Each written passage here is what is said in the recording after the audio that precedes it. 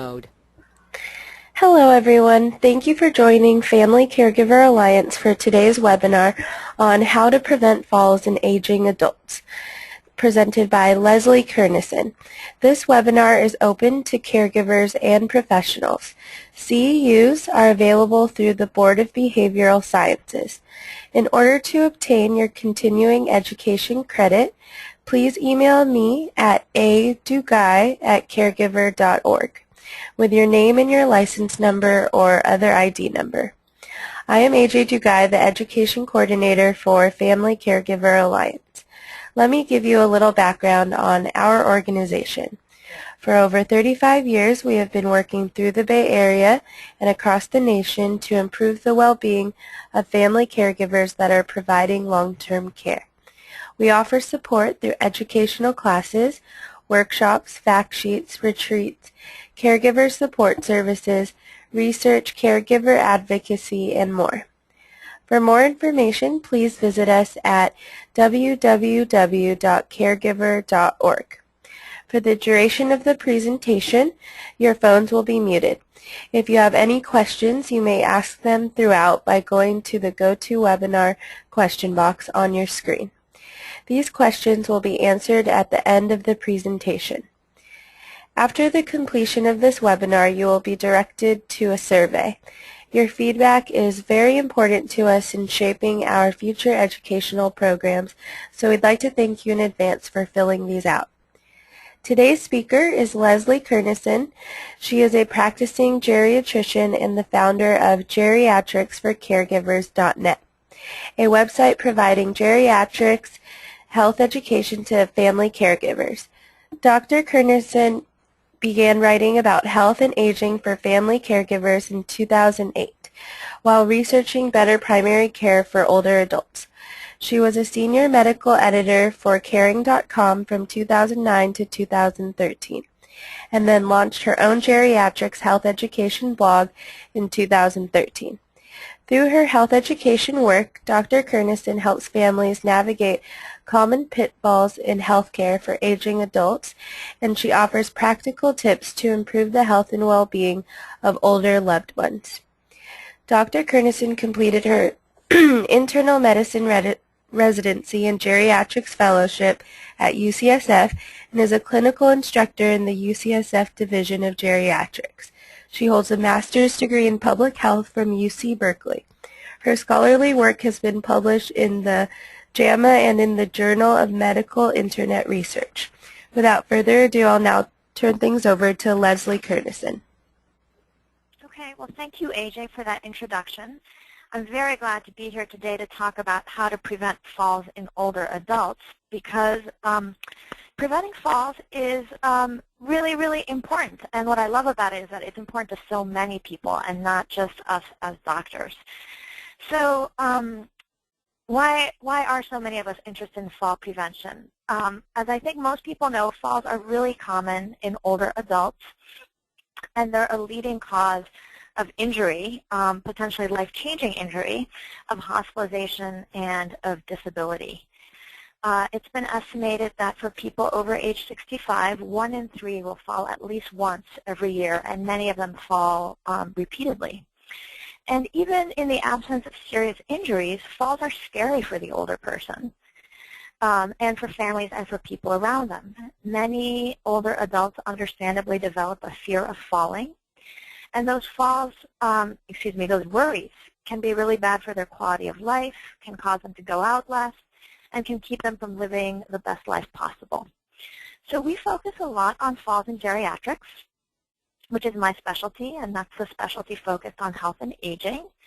And although it's generally not possible to prevent all falls, there's almost always a lot that can be done to reduce the chance of future falls.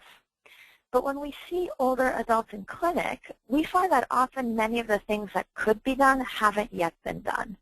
And I think that's because most doctors and clinicians that older people come into contact with right now haven't yet had special training in caring for older adults. So I really like talking to family caregivers and others about these approaches that reduce falls, because once older adults and their families are informed, they can potentially ask their doctors to address some of the approaches we're going to talk about in this webinar. And there are even some approaches to reducing falls, such as home modification, which people can start implementing on their own. So in this webinar, I want to really focus on helping family caregivers understand some of the practical approaches that you can take to reducing falls for an older person in your life. So specific things we're going to cover, and I'll be talking for about 45 minutes, and then there'll be time at the end for questions. I'm going to start by reviewing just what it means within the body when we fall, and why older adults are particularly prone to fall. And that's going to lead us into a conversation about 3 types of risk factors that I think are especially relevant for older adults, and that's understanding their health-related risk factors, their environmental risk factors, and then triggers for falls. And once we've reviewed all those risk factors, we'll go through a 3-step process that you can use to identify the following risk factors that are especially important for the older person you're concerned about. And this allows you to then personalize a fall reduction plan. And then in the second part of the talk, I'll take you through the 5 strategies that I use the most as a geriatrician and that are often used by other geriatricians. A key one is reviewing and adjusting medications. So I'll spend a bit of time discussing which medications are good to sort of especially bring up to the doctor and consider adjusting. And then we'll talk about some other strategies we use a lot, like exercise and vitamin D and environmental modifications. So let's get started. So first, what triggers a fall? And I think it can be useful to sort of step back and think about the fundamentals, because fundamentally, a fall happens whenever a challenge to our balance or strength overwhelms our current ability to stay upright. So a fall is partly about how big a challenge comes on. Is it a little stumble on the sidewalk or a little moment of feeling dizzy or weak, or is it something like a big rambunctious child jumping on us? And then also the fall is partly about how strong and able we are to recover from that moment of instability. So as you can imagine, it's just part of life and the world to have moments when we're off balance, and the human body is designed to stay upright even when our balance is challenged. And we actually use several systems within the body to help us stand up, and those systems both work together and they also kind of back each other up in a way. So we use sensing nerves in our joints and on our skin. We have muscle reflexes and muscle strength, and we use muscles in different parts of the body. We have a whole balance system that's based in our inner ear. Most of us also use our vision to stabilize us as well. And then last but not least, we do have these reflexes in our blood vessels, which are meant to keep our blood pressure steady even as we change position. Because otherwise, when we stand up, if those vessels don't squeeze, the blood tends to fall down into our legs and we can be lightheaded. So for most of us when we're younger, all of these systems work really well. They work so well that even if we compromise ourselves a little bit by drinking alcohol, or maybe we're weaker because we're sick, we're still generally pretty able to stay upright, and so it takes a really big challenge to our balance or strength for us to fall down.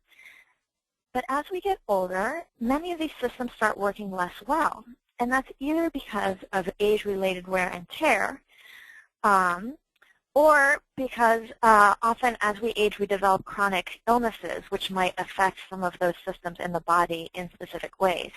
And then also as we get older we tend to start taking more and more medications, and many of those medications affect our balance or strength, and so that can further affect our ability to recover from a moment when we're off balance. So what does this all mean for reducing falls? It means that on one hand, if we want to help prevent falls in an older person, we can think about reducing those sudden moments of challenge to the balance. So things like avoiding icy sidewalks and removing trip hazards in the home. And it also means that we want to try to think about how can we improve that person's ability, their resilience, their ability to stay on their feet even when they're set off balance briefly. So In this slide, I've tried to illustrate for you how falls happen in terms of 3 types of risks. And this kind of represents the 3 areas that I personally think about when I'm assessing an older person and trying to figure out why have they fallen, or why are they at high risk for falls, and how might we improve that. So on one hand, an older person has what I think of as their health-related risks or person-based risks. So these are things that are within them, kind of within the body. And it includes a whole list of health issues that increase fall risk, things like balance problems, weakness, vision problems, medications, and I'm going to go into greater detail on those in an upcoming slide. And these health-related risks are things that you can start assessing and identifying as a family caregiver, but often you'll need the help of the doctor or a clinician to really identify them and understand them thoroughly. And then an older person is also surrounded by environmental risks. So these are the things outside the person's body that also increase fall risk, things related to the home or outside conditions or even their footwear. And so an older person will have these risks within them, and they'll have the risks around them. And when there's a trigger, and so that's the challenge, that's the moment that pushes them off balance or challenges their strength, and it could be something like tripping or stumbling, or it could be a new illness, weakness from a urinary tract infection, a pneumonia, dehydration. That's when the fall happens. Falls happen when people have factors that put them at risk, and a trigger happens, and the trigger is strong enough to overcome their abilities to stay up. So I do feel it's really useful to learn to dig into the health-related risk factors, because that can help you understand what's putting the older person in your care particularly at risk, and then identify some spots to try to intervene. So here I have a list of really common health-related risk factors for falling in older adults. So as I mentioned earlier, everybody at some point experiences some aging of the sensory system, so that's the system of nerves and the blood pressure system.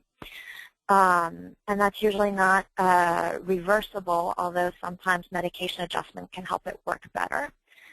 It's also fairly common for older adults to have certain types of cardiovascular disease or neurological diseases, which increase fall risk. So a heart condition that causes the heart to race or not work as effectively can be associated with lightheaded spells or dizzy spells, such as rapid atrial fibrillation. Neurological diseases, the classic one that we think about with falls that we doctors think about, I'm not sure what the public thinks, but would be Parkinson's disease. So that's a disease that makes people slower, that makes their balance worse, and it makes them shuffle, and it's definitely associated with falls. And there are some other neurological diseases that also increase fall risk. In terms of other common conditions, arthritis has been linked to falls, especially if it's in the lower legs and knees. And I think that's partly about people feeling a little less comfortable and nimble on their feet, and it probably makes it harder for people to catch themselves when they have pain. Also, people who are suffering from a lot of arthritis tend to exercise less. Anemia, which means low red blood cell count, can cause weakness and lightheadedness. And sometimes when a person has had a fall, we'll discover that they actually have developed some anemia, and that's what made them so weak and prone to falling. Any type of weakness, especially in the lower legs, can result in an increased risk of falls. And this can be chronic due to a sedentary lifestyle or chronic medical conditions. But sometimes it's something new that's come on after the person has been in the hospital for a while. I mean, just lying in bed for a few days. People lose strength very quickly, and it can take them a while to recover that strength. Vision problems have also been linked to falls. And then we have cognitive impairment and dementia, such as Alzheimer's. And on one hand, that can impair people's safety awareness, but it also seems to be, for many people, linked to actual changes in the brain affecting their balance and the way they walk. And so we do know that people with those diagnoses have higher risks of falls. And then many commonly used medications, and we'll go over those in greater depth later in the webinar. So then we have the risks for falling, which are around the person. And I usually think of three, main ones that I think about maybe changing. One is home hazards. And so things like loose throw rugs, poor lighting, trip hazards like loose cords or pets in certain circumstances can be a trip hazard. And then in many parts of the country, outside hazards, especially in the wintertime, icy, snowy, slippery surfaces are really common. But just, a rough, uneven sidewalk can increase the risk of falls. And then footwear does make a difference. High heels, thicker, slippery soles are all a little bit harder to balance on and make it harder to recover if you have a stumble or a moment off balance. So now that we've covered the most common person-based risk factors, then we're in a position to go through this three-step process that you can use. Now, I find that people tend to want to jump right into implementing fall reduction strategies, like fixing up the house and starting an exercise program. And that's fine. It's great. I don't want to discourage anybody from doing that because those are wonderful, sensible approaches that are helpful for just about every older person. But if you want to take things to the next level, I highly recommend that you consider a more in-depth approach, which I'm going to describe here. And that's because it's kind of about personalizing the fall reduction plan. And to do that, you really need to start by understanding just what is increasing the fall risk for the older person you're thinking about so that you can focus on what's most important for them. So the basic steps, and we'll go through them in detail, are to make a list of all the risk factors for that particular person, especially if they've had recent or recurrent falls, and then to get some help identifying which ones you can actually reduce or change, and then to implement practical approaches that are going to reduce those risk factors.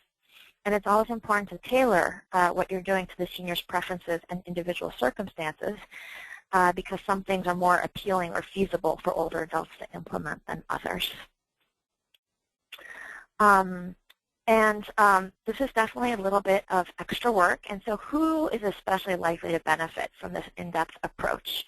I think it can be beneficial for every older adult, but there are some people who we know are at especially high risk of falls, and I think these are the ones who are most likely to benefit from an in-depth approach to reducing fall risk. And those are, one, people with what we call a personal history of falling. So that means not just somebody who's older, but somebody who is falling or has fallen recently. That is one of the strongest predictors of future falls. And so if that's your situation, then I really encourage you to think about taking the fall risk assessment to the next level.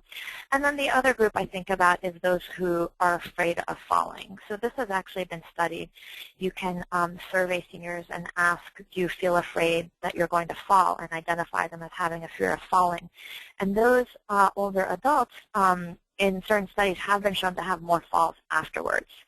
And that might be because they're kind of nervous, but also they're probably actually worried because they feel their own vulnerability. And that fear of falling can be almost crippling to some older adults. They'll restrict their activities outside the house, and they won't go socialize as much. And so if the person you're caring for has expressed any fears of falling, then that's another sort of flag signaling they might especially benefit from this in-depth approach to identifying fall risks and then addressing them. So moving on. So step one in the three-step process is to evaluate falls and fall risk. And they do go together, but there are some people who we evaluate who haven't had any recent falls or near falls, even though most people who come to us in geriatrics have had some falls. So step one is gathering information. So especially if there's been a recent fall or there have been falls, you want to, it's good to bring in some notes on how did the fall happen. So what was the person doing and what happened? And then were there any related symptoms? So was there any chest pain or shortness of breath or maybe feeling dizzy or lightheaded or a new strange pain somewhere? So if you're gathering information, you want to ask the older person for symptoms, and the clinicians will do this too when you come in. If there's been a pattern of falls, so more than one fall or near fall, it can be great to try to sort of identify any common features. So does it seem to happen at a certain time of day, or during a certain type of activity, or in a certain part of the house? Is it right when the person sort of sits up or stands up from their easy chair, so forth? If there's been a particular fall that you're concerned about, any changes since the fall or since the fall started happening. Does the person seem to walk differently or feel differently or think differently? Those can be clues that can help us zero in on what particular things might be driving these recent falls or need addressing. And then you also want to gather information about medications, and it's especially useful to highlight any new medications or changed doses. There actually is some research, I think I have the reference later in the webinar, showing that older adults had a higher risk of hip fracture in the 45 days after starting a new blood pressure medication.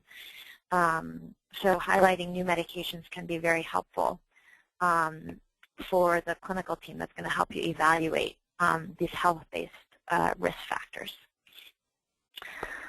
So once you've gathered up the information, then you'll generally need to pursue a medical evaluation. And the things that we look for during those evaluations, one is an underlying new illness.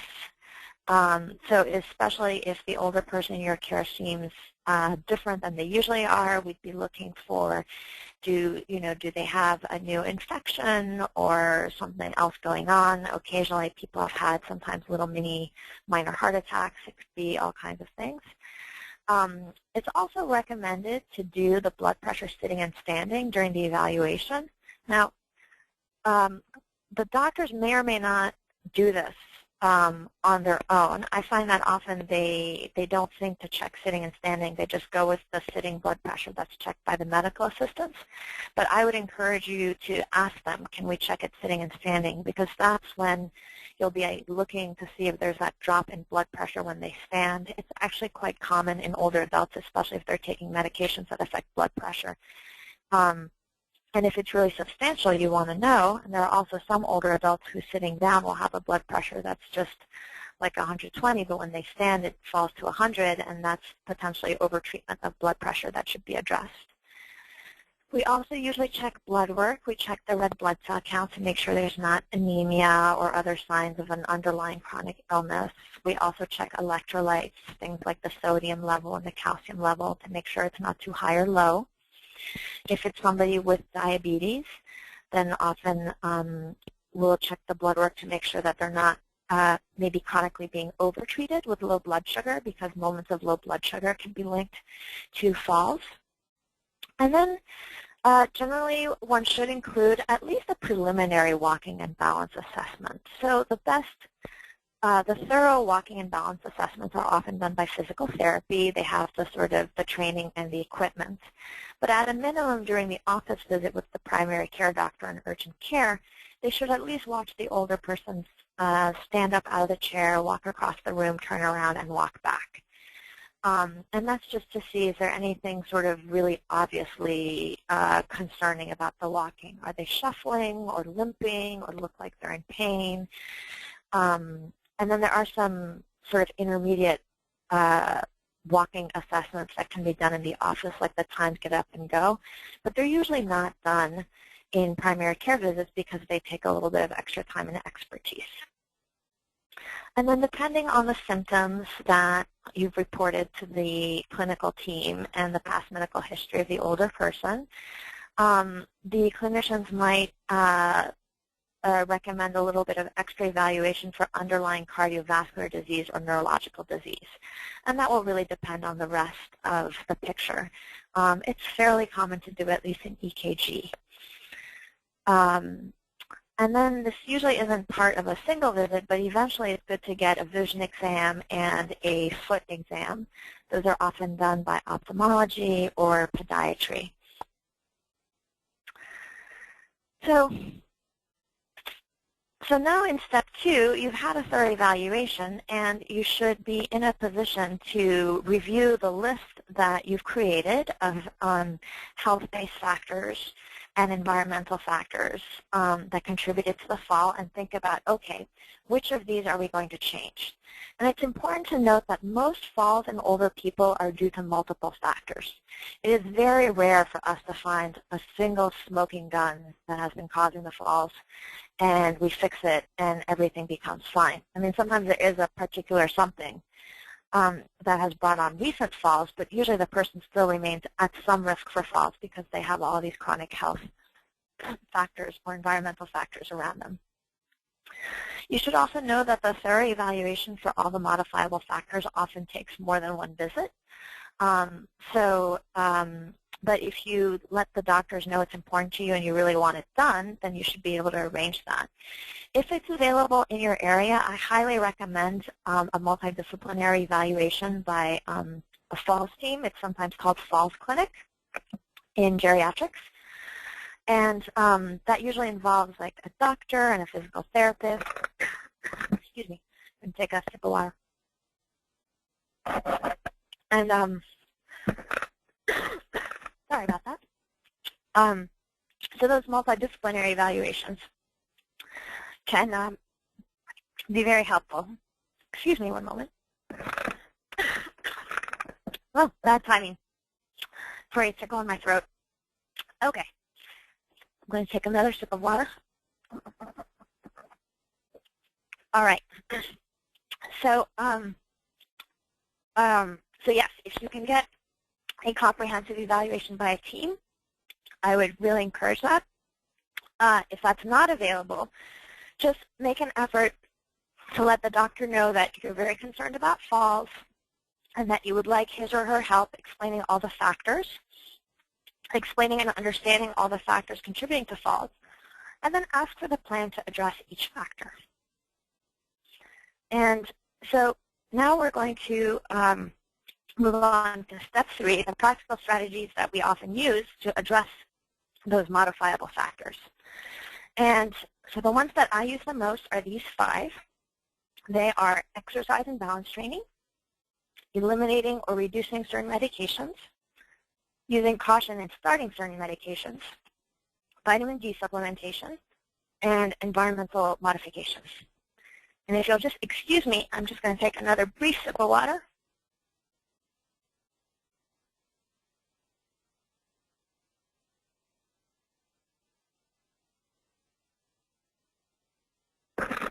Okay.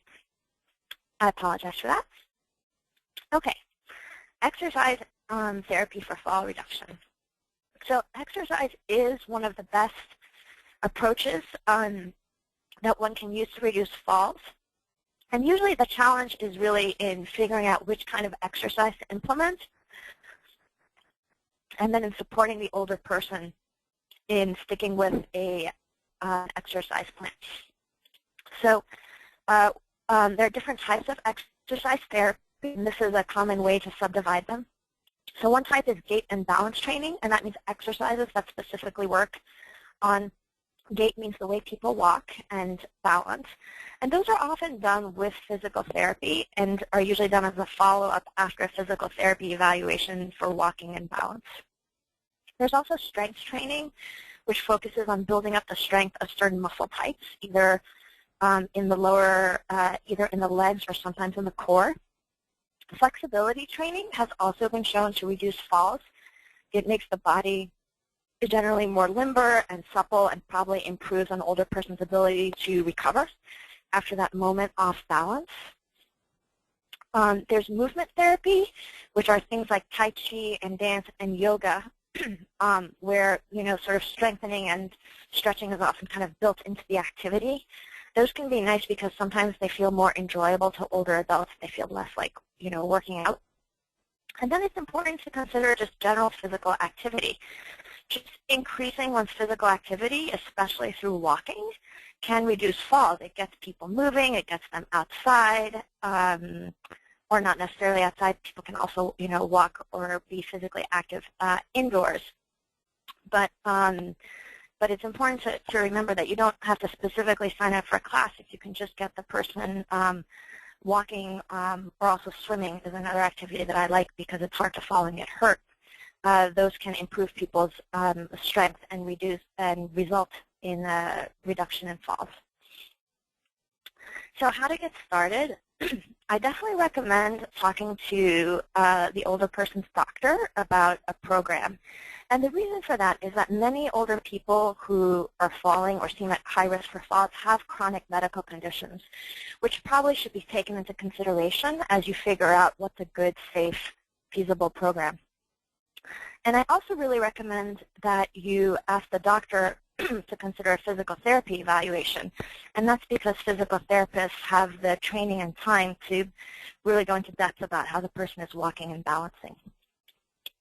The research does suggest that exercises that improve balance are especially helpful. So if you can incorporate that, that's a nice thing to do. And then also, in an ideal world, you combine types of exercise so that you get the strengthening and the balance and the flexibility. So that would be ideal. But the most important thing is really to figure out something safe and feasible and get started doing it and then keep doing it. That's usually the challenge, finding something that the older person is willing or able to keep doing to maintain that strength and activity. So next, medications. So this is where I spend the most time personally as a clinician intervening. And that's because medications are often the most modifiable factor for fall risk when it comes to an older person's profile.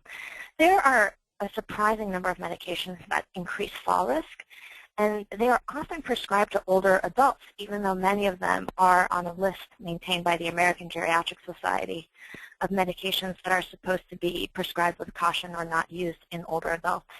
And I think that's because, most clinicians are used to practicing a style of healthcare that is ideally suited to people who are younger or middle-aged, and most of them haven't had the training in thinking about how to modify that as people become older and more vulnerable.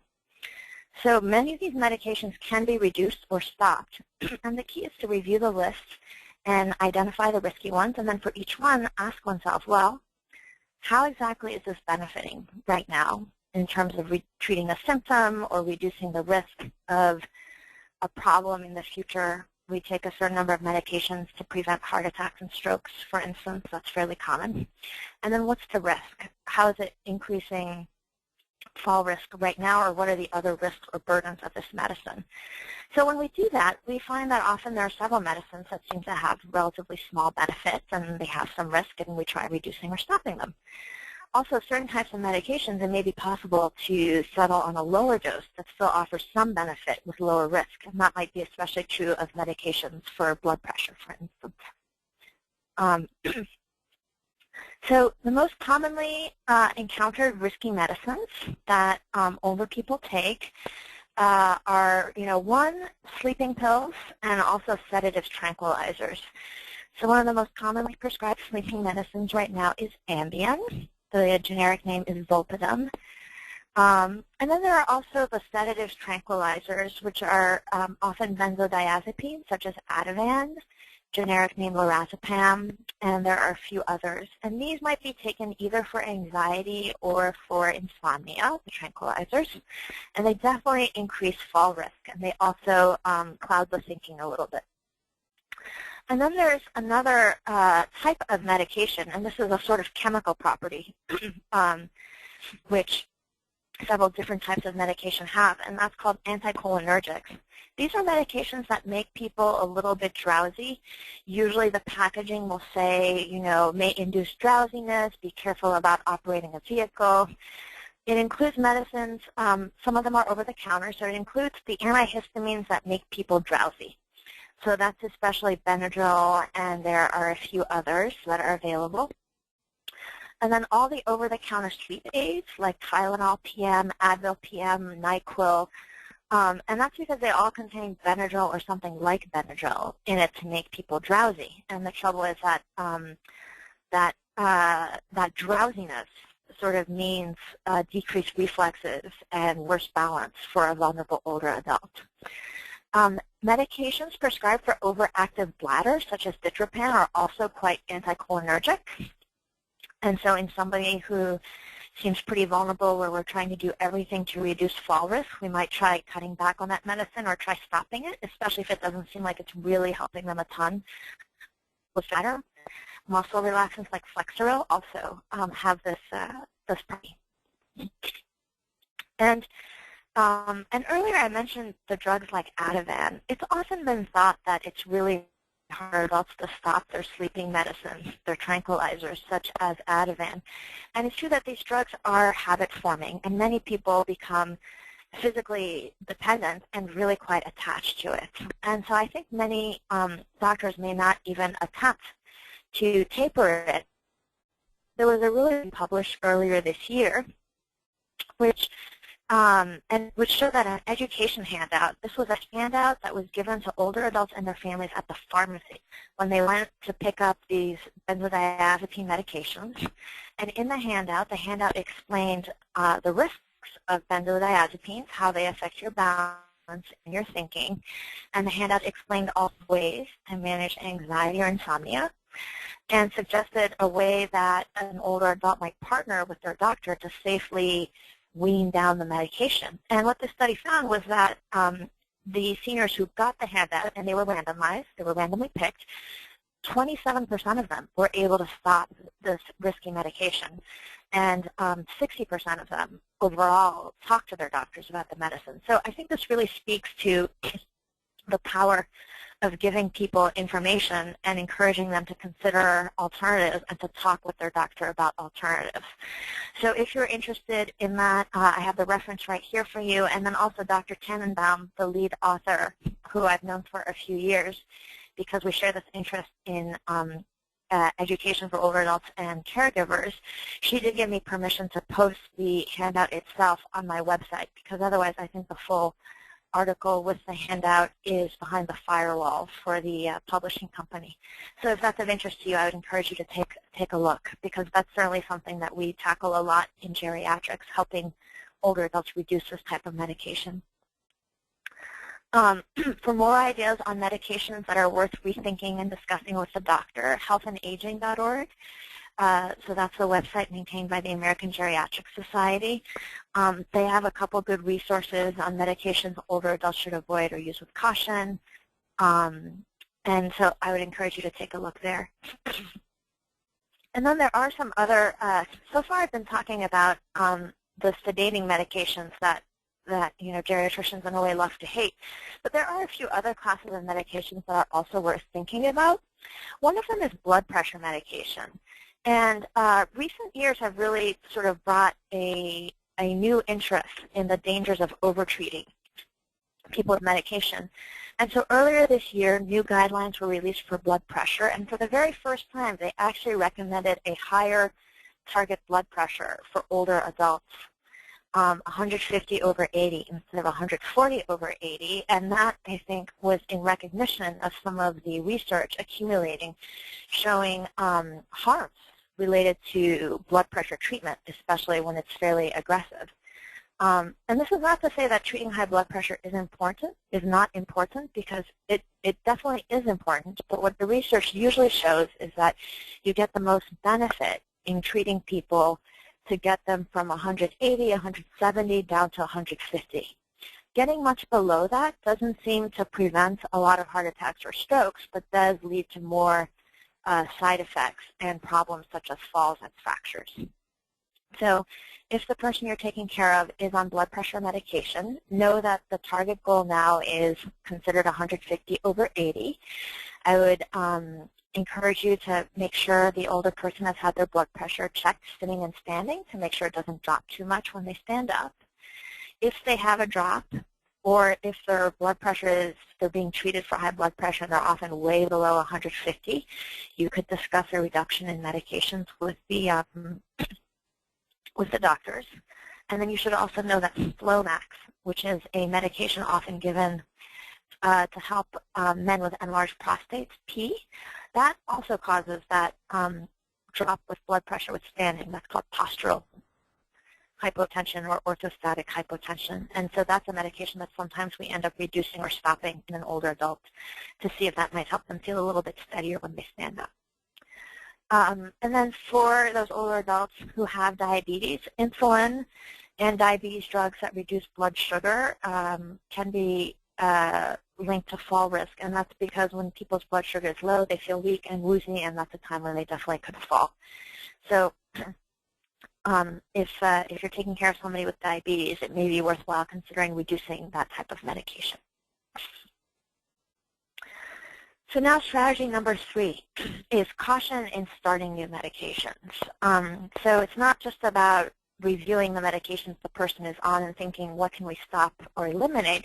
It's also important anytime a clinician suggests starting a new medication in the older person you're helping out, it can be really useful to ask, one, is this medicine entirely necessary? Are there other non-drug alternatives? Because often there are for certain problems. And then the other is, can we start with the smallest dose and go slowly? There was a study published in 2012 which found that starting blood pressure medication was associated with a 43% higher risk of hip fracture during the first 45 days. So that time when a new medicine has been brought on is a time of increased risk and vulnerability, and part of the way that we can reduce that is by asking to start people on the smallest doses possible and then make some adjustments upwards. And the doctors may not think to do that unless you ask them. So I recommend being proactive about that. So vitamin D. Vitamin D supplementation has been shown to reduce falls, mainly in those with low levels. And you may have received the news that the U.S. Preventive Services Task Force, that's why I referenced right there, they recently evaluated the question of whether the population at large should be screened for low vitamin D, and they concluded there wasn't enough evidence. But they have a previous report about reducing falls in what they call the community-dwelling elderly. So that means older people who don't live in nursing homes.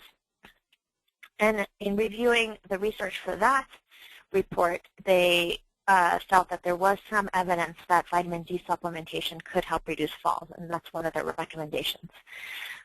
So people have pinned a lot of hopes on vitamin D these past several years. Low vitamin D has been linked to all kinds of problems, and so the hope is that supplementing might prevent those problems. I think the jury is still out on that, but we do know that vitamin D helps maintain bones. Muscles have a lot of vitamin D receptors. And so basically what I do is I just make sure that older adults, especially if they have had falls or at risk for falls, I make sure they're taking a vitamin D supplement. The Institute of Medicine does recommend 800 international units a day for people age 70 plus. And so I just encourage people to take that, or sometimes 1,000 if that's an easier pill for them to purchase, because some pills come in little like units of 500, so you can take 2 500s. And then in some cases we do check vitamin D levels on people. I personally check them mostly for people who have really bad osteoporosis or some other thing to generate concern. It's not clear that every older person needs their vitamin D level checked. But sometimes when people are found to have very low levels, then they're put on higher doses. And so I tell people that I generally discourage people from taking more than 1,000 units a day on their own. I think it's better to do that, in collaboration with a doctor if it's been confirmed that you have an especially low level. But for everybody else, 800 to 1,000 is generally a good, I think, sensible approach. And then lastly, environmental modifications. Their home safety evaluations are great. You can do them on your own. There are tip sheets available online. I'm not sure if I linked to any of them. Actually, I apologize. But the very best home safety evaluations are the ones that are done by occupational therapy. So you could ask the doctor if it's possible to arrange one of those, or it might be available through the health plan. And then there's sort of common sense home modifications that you can do, like removing loose throw rugs, ensuring there's a well-lit path to the bathroom at night, putting grab bars in the shower or bath, and removing really obvious trip hazards. So to sort of wrap things up, the strategies that I personally use the most are reducing or eliminating risky medications, gait and balance training through PT, encouraging safe exercise, common sense home modifications, and vitamin D, 800 to 1,000 international units every day. Some take-home points that I hope you'll keep in mind and leave the webinar with. It's really not possible to prevent all falls. And it's not, I think, entirely realistic to expect that, but it's almost always possible to reduce a person's fall risk by looking at the details and adjusting what you can. I really believe that understanding the specific risk factors for the person you're taking care of is key to this. And so I encourage you to learn to ask for and follow along with this type of individualized assessment and personalized risk reduction plan. And yes, many doctors may need gentle reminders in order to do this, because for doctors who aren't trained in geriatrics, it may not be what they think about all the time. And but by you learning about this and asking them, you'll be sort of pushing that process along, which I think is good for older adults and for their families. So in summary, a person's fall risk is a combination of multiple personal and environmental factors.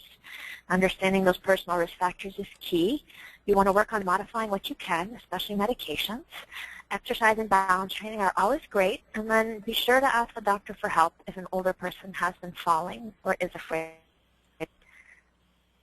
I have a couple useful resources grounded in geriatrics. Health and Aging has these two particular pages I've linked to I think are especially helpful. And then on my own website, I have a whole topic page on medication safety and on preventing falls in older adults, which you may find helpful. And with that, I want to thank you for your attention. I apologize again for the little tickle I had in my throat halfway through. But at this point, AJ, I'd be happy to take questions if there are any. Okay, thank you so much, Leslie, for taking the time to share that helpful information with us. So we did get a couple of questions, and if the audience has anything else they want to send in, this would be a great time. The first one I have is, how do psychotropic medications fit in and melatonin? Also, if a person is developmentally disabled, is there a greater risk for them to fall as they age? Okay, so let me start with psychotropics, and then melatonin, and then people with developmental disabilities, is what I heard. Okay, yeah. So psychotropic medication means medication that affects the brain. And so that usually refers to either the sedatives, tranquilizers that I was referring to before, and also to antipsychotics, which I didn't list, but they also have been linked with an increased risk of falls. So again, it's kind of a question of weighing the benefits versus the risk, and of working with the doctor to see if there are other ways with less fall risk to manage whatever is the problem that's being addressed with psychotropics. So antipsychotics are often given to older people with dementia to control their behavior. And although that's common, the best practice is that it's usually better to try to manage their behavior through non-chemical ways, like having a really regular routine and learning some more effective communication strategies. Same thing for insomnia. I mean, you can give people sleeping pills, but there are non-drug ways to try to help them sleep. And the difficulty is that the non-drug ways usually take more effort and a little bit more time. There's a minority of people who need psychotropic medications because of significant mental illness, like schizophrenia.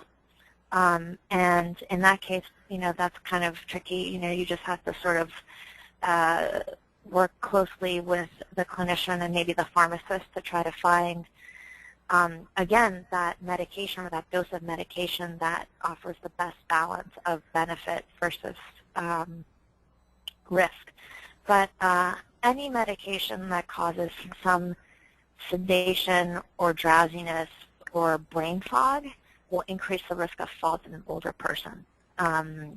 So in geriatrics, we really try to use those as sparingly as possible. And sometimes we still use them because we we just find that the alternatives aren't feasible or are too difficult, but in that case we use the teeniest doses that seem to get the job done.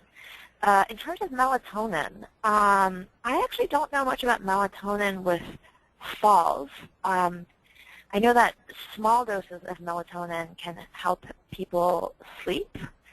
And what I have heard is that the doses that people often take are a little bit too big and actually don't work as well for sleep. So I would have to look it up to see if there have been any particular link with falls, but it's not something that has historically been on my radar, but I'm making a note to myself, and I plan to look it up. And then in terms of people with developmental disabilities and falls, I don't know if developmental disabilities in of themselves are linked to falls. I do know that people with Down syndrome are prone to develop Alzheimer's at a young age. They often start developing signs of Alzheimer's or dementia. I think it's a good 10 to 15 years younger, maybe more. I think it can even happen in their late 40s or early 50s, whereas with people who are developmentally normal, it tends to be later than that.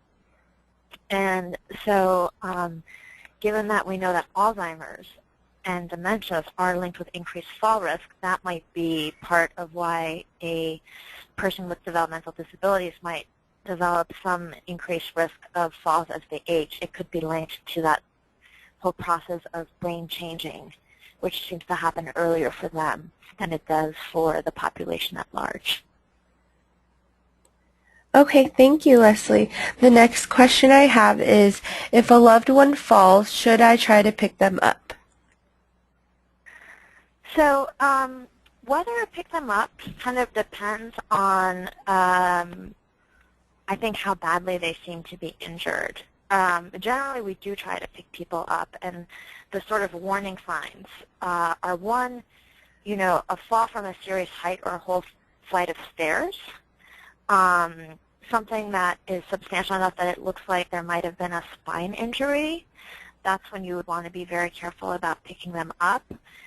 Or if they visibly have something broken or seem to be in a lot of pain, then you might hurt them a lot picking them up, and it's better to just call 911 right away.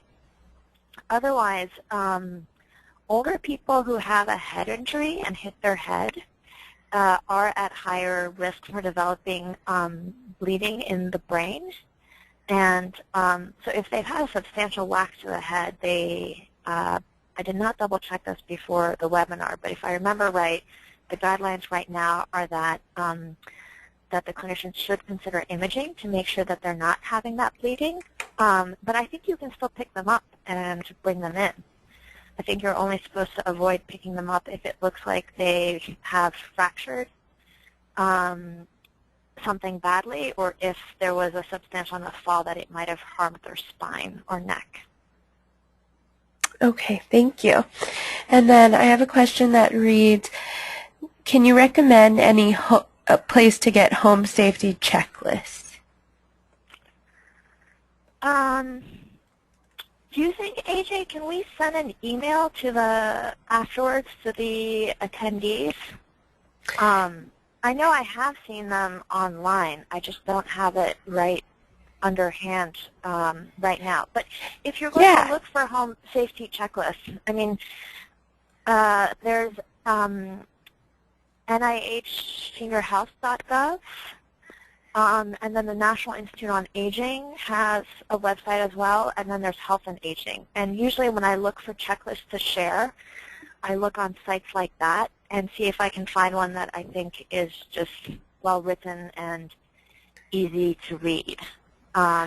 Generally, if it's done by a nonprofit or a site that doesn't have tons of advertisements, then it's usually a pretty good quality resource. Okay, thank you. And if we want to send out an email, that is also a possibility as well. Okay. Okay.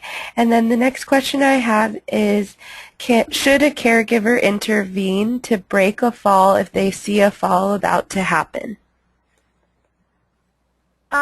Well, I think generally they should. I mean, by intervene, I guess, well, so first of all, if you're a family caregiver and you see your older relative sort of toppling over, you can certainly try to hang on to them or at least guide them into sitting onto something softer. You know, you want to be careful to not get hurt yourself. So if you're very small and petite and the person's very, very big, you want to be cautious about that. I think things get a little bit trickier for those people who are there in their professional capacity, paid home aides, or people working in facilities, because often well, there I would ask actually your employer for guidance about what they would recommend. We do sort of have different standards and expectations for people who are behaving in a professional capacity. And even though, you know, I think if I saw somebody toppling over, I would try to hang on to them and help them keep from getting hurt. If you're in a line of work with older adults and you're likely to be in that situation often, I think it's good to talk to your employer about what their expectations are, and so that you can sort of follow the policies and protect yourself and protect the clients also. Okay, thank you. But yes, if it's for your grandmother or your spouse or your mom, I would say sure, try to hang on to her or guide her down to something, as long as you think you're not going to both get crushed or badly injured in doing so. Right, that makes sense. And the next question I have here is, what are some products or what equipment could be helpful to prevent falls? Well, I mean, the sort of equipment that's generally helpful for all older adults is things like grab bars and banisters in areas where people tend to be off balance. So that means stairs and, you know, bathtubs.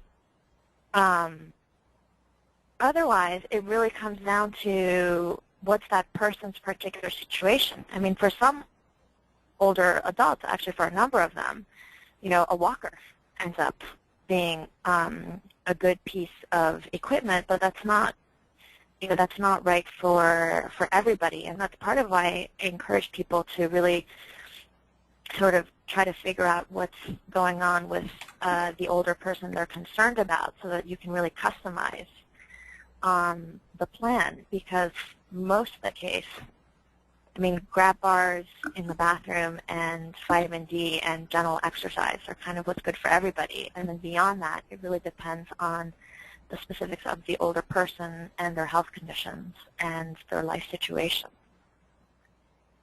Okay, great. Well, that is about all the time we have today for questions. You can feel free to email us if there are any questions that were not covered.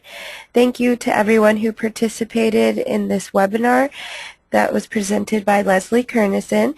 And again, you will receive a survey after you exit, and we would really appreciate that if you could fill that out for us. Thank you, Leslie, for joining us today. This webinar is now concluded. Okay. Thank you, everybody. Bye. Bye.